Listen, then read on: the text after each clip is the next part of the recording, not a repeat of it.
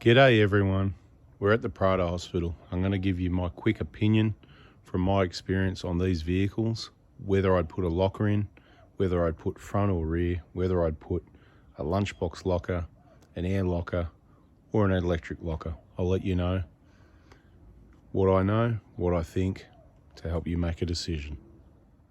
The Hilux had open diffs. It's got craption control, that's crap traction control. It's now got a rear Eaton True Track in there, which is a good LSD, and we've got a E-Locker, Eaton E-Locker on the bench waiting to go in. 150 Prados have got traction control and it works really well. It's really quick and it'll take you pretty much anywhere you should be going in a Prado.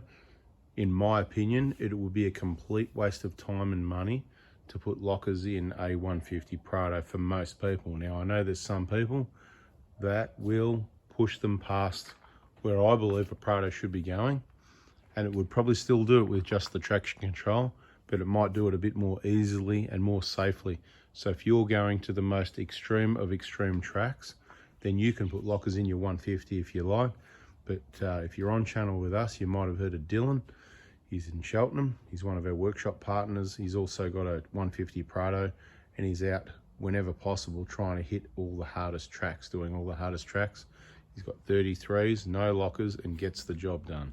If it doesn't work, then you use the winch. So my opinion, from all the experience, all the trips we've been on for over a decade with Prados, day trips, weekend trips, outback trips, I wouldn't modify and risk the warranty and the unreliability by putting any sort of aftermarket locker in a 150 Prado.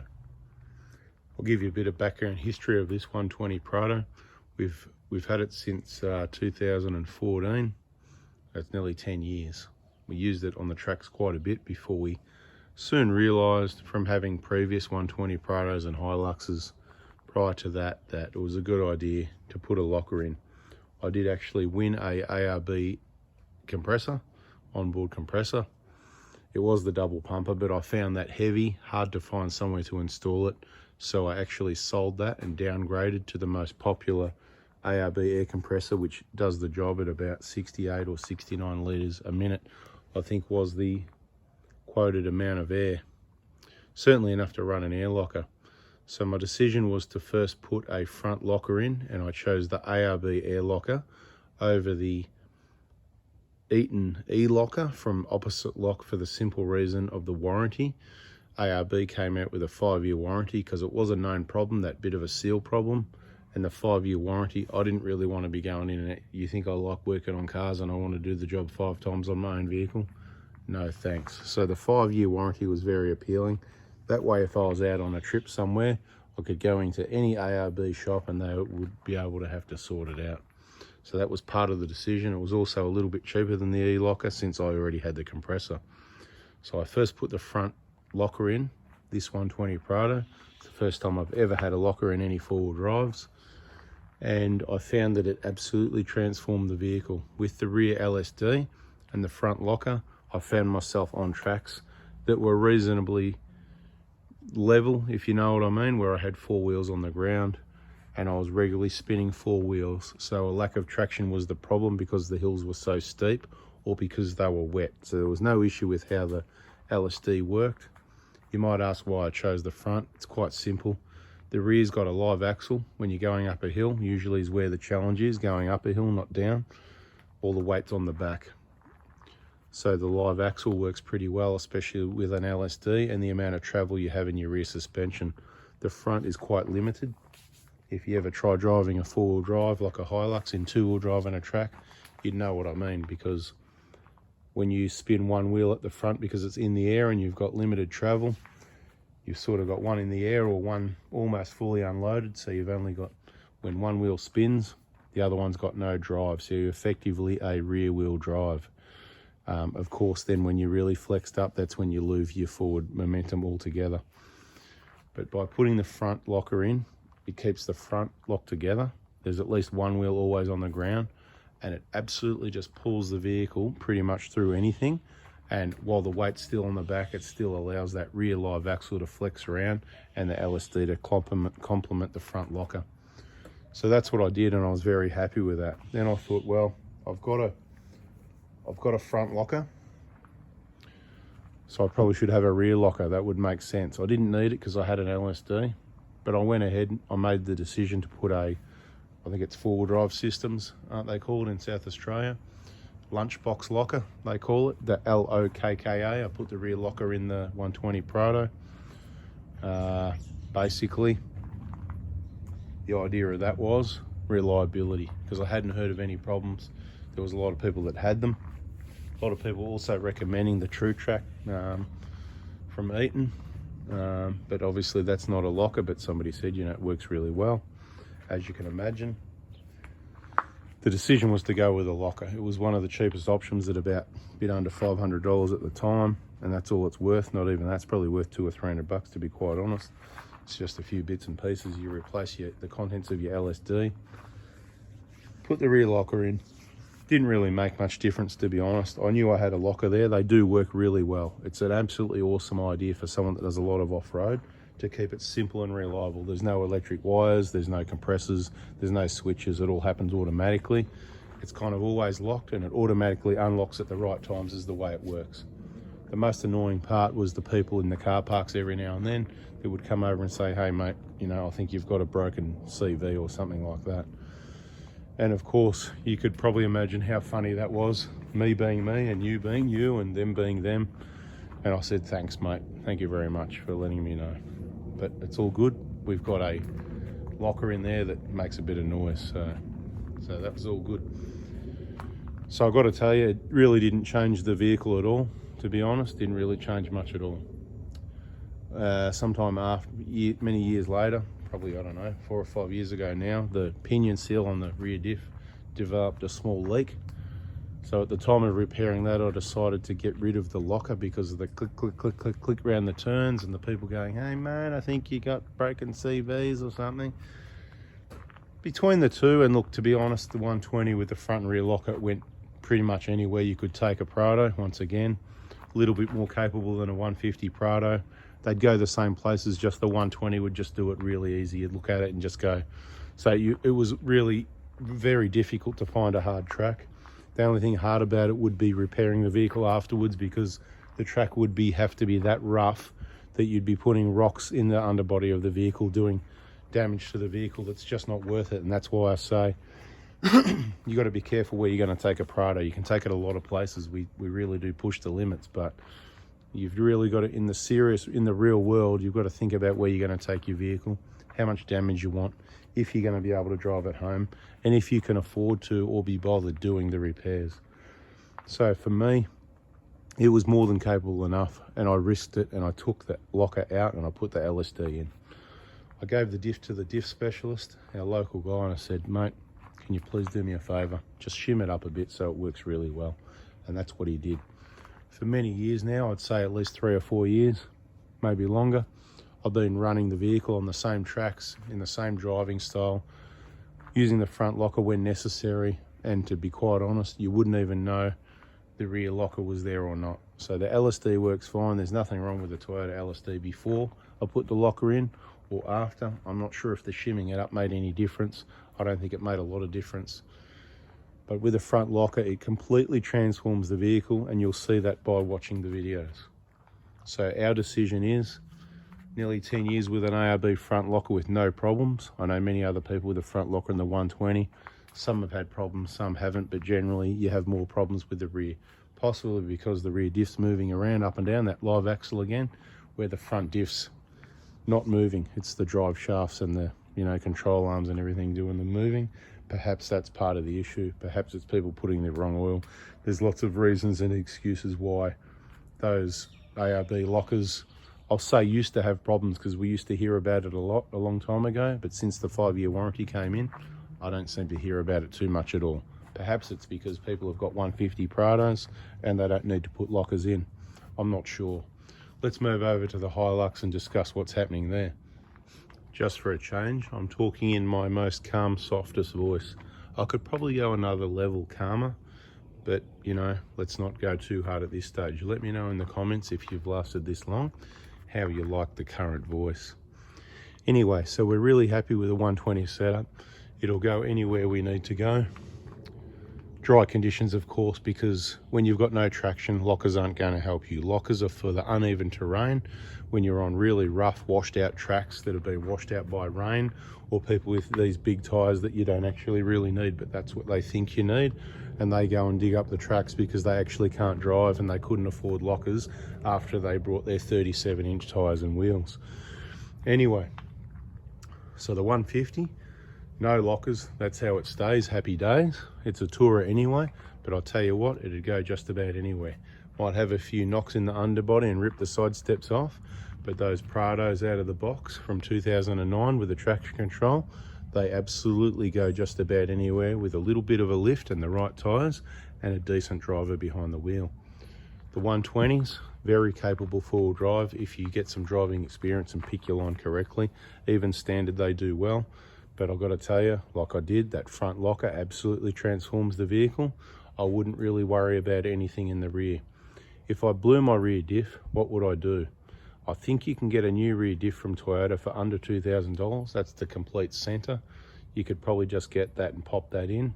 The other option is obviously getting it rebuilt. You could possibly upgrade the crown wheel and pinion. What's it called, Nitto or Nitro gears or something? I'm not the diff expert, I've just heard names like that. I don't know if they're any good or not, but it could be the go. Anyone knows, let us know in the comments. Or you could just use genuine parts. But if my rear diff blew on the Prado, at this point, I'd probably put a Eaton True Track in, because we've just put one in the back of this Hilux, as they were recommended to me previously from the Prado. And the Hilux, as I said earlier in the video, it came with open diffs and the traction control is not very good. So the first thing I wanted to do was get it back to a base setting that I'm used to, and that is an LSD, and an LSD that's normally even better than a Toyota LSD. It's certainly not a locker, but it transforms the vehicle to being about 80% better off-road than it was with open diffs. Before, there was a lot of struggling. Now we've got some really old tires that don't do us any favor because we need a bit of lack of traction to do some testing. And of course we want to punish those KO2s and see what we can really get out of them in the long term. So pretty happy with how the True Track's gone. If I had my time again, I probably would have put a no spin in. That's like the lunchbox locker, but the original proper locker that's locked all the time, that automatically unlocks. The genuine real McCoy thing, I'm pretty sure Eaton probably did that first. If I had my time again on the Hilux, I'd put that in. Okay, so the rear, but it's not the first modification I'd do. The reason I did this and put the LSD in, like I said, I wanted to make it like the Prado to see what it's like off-road compared to a stock standard 120 Prado, although we've got the benefit of traction control.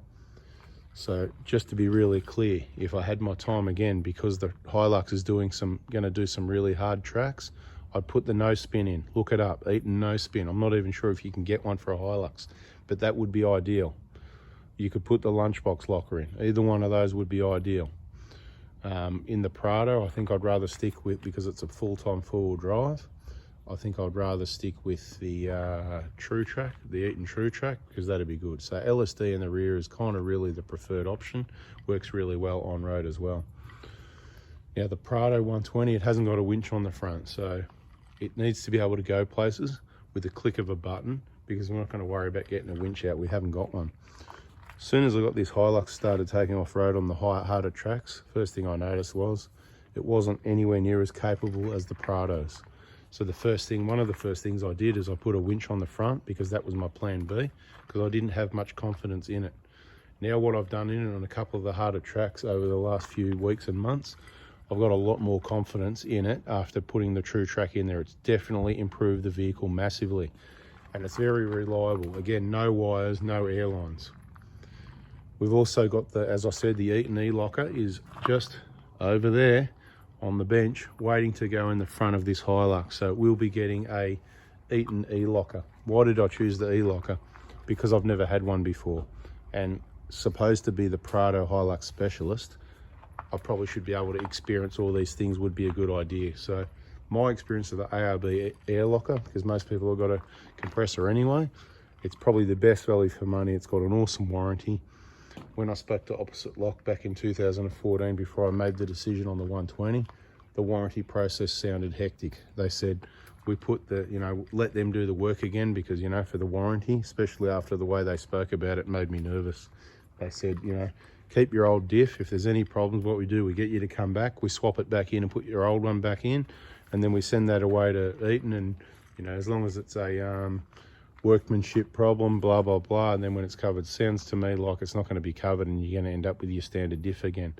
But then I don't know if there was many problems or not at all or whatever, but it sounded a bit scary the way they do it. So that's one of the other factors. But to be quite honest, I've never heard a bad word about the Eaton e-lockers, so I'm quite confident to put one in. Got a friend who works at Opposite Lock, so basically, not that it mattered, I still had to pay the, you know, I think it was about $1,600 or something like that for the front locker, thereabouts, something like that. Don't quote me on it, probably a little bit dearer for you. Opposite Lock is the cheapest place to buy them, so they get a plug, don't they, right? But look, when the front locker goes in this Hilux, between that and the True Track, I believe it's going to, like the Prado, completely transform the vehicle. This vehicle's lighter, so therefore I think it's going to pull its way up the hills easier. We've got some rubbish tyres on at the moment. Once we put some better tyres on, it's really going to get there. And about the only thing we're going to need pretty soon is, there's not much left of those factory alloy side steps. They're quite knocked around, but we're still proving a point that they're still there. And I'm not going to tell you need them unless you need them. If you don't want to get them bent, then you need them. But if you're happy with them a bit bananaed up and a little bit knocked around here or there, you can probably get away with them for now. So there's some genuine, real information for you. That's everything I've got on lockers. For the person that's the reason inspired this video, somebody just blew their rear diff. It's quite common, front or rear diff on the Prados, because like I said, on the 120s particularly, you won't hear about it much on the 150s. You'd have to be a pretty bad driver because the traction control stops that wheel spinning. With the 120s, the wheel just spins, one's spinning, one's got no drive, the car goes backwards a little bit, the car comes back down to where it was before it lifted up, the spinning wheel hits the ground, and kabang, if you don't take the teeth off the crown wheel then, you'll fracture them and they'll be off again next time you do that, all the time after that, all the time after that. That being said, before this Prado, I had a 2003 1KZ 5-speed manual, and I gave it an absolute beating. It had a winch on it. It went just about everywhere. The winch got used, went places I shouldn't have gone simply because I had a winch. That's why I'm not a big fan of winches, because they make you go places you shouldn't go, and they often don't work when you need them. You get into a situation and it could let you down. So it can be quite dangerous as well, getting in those situations. So I recommend don't do something with your vehicle that you think you're going to need a winch, okay? Unless you're into that winching all day, whatever. Now, that being said, we might make some examples of that. Might be a what not to do. Anyway, I've enjoyed my gins. I've had a few of them. I hope you have too. Hope that helps you make a decision. You've blown your rear diff. To be quite honest, I'd probably get it rebuilt, find a diff specialist and get a Eaton True Track put in there. That's what I do in my 120 Prado. And that's not going to stop you from doing it again though. What will help, I would then go ahead and put the locker in the front. The locker in the front on most vehicles is far superior. A lot of people will disagree with that because they'll say, you're going up a hill, your rear wheels are on the ground. They're the ones you want the locker at, but no, your rear wheels are on the ground and you've got a live axle, and that's where all the weight is, and that's why you don't need the locker there. The front's doing nothing. The front is the one that's limited. It's got limited weight on it. It's got limited travel, and there's a wheel spinning and you've got no drive at the front whatsoever. And that's why the front transforms the vehicle. Thanks for watching. I hope that helps. If you liked it, subscribe, turn the bell on in case you missed it. We've got 2 YouTube channels, one on the mechanical side, 4x4 diesel, and the other one, 4x4 adventures. You're on that now. Subscribe, turn the bell on. Thank you very much. Catch you on the next one, guys. See ya. Good luck with that.